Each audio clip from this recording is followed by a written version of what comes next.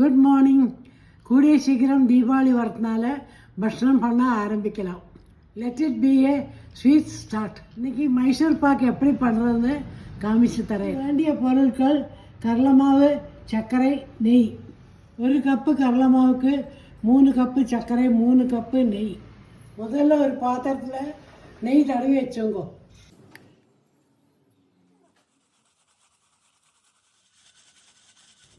கடாயில் 1 கப்பு நெய்யை விட்டு நெய் காயறோட கடலை மாவு போட்டு வறுத்துங்க.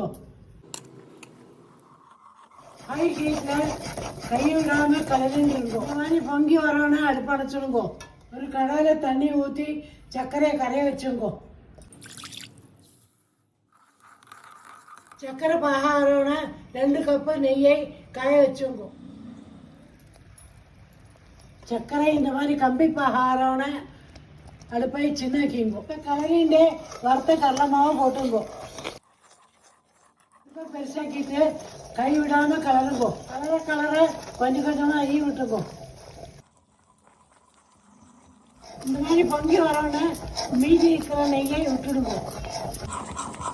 மீதியில் ஒட்டாக்கி பொங்கி வரோன்னு பாத்திரத்தில் கொட்டிடுங்கோ.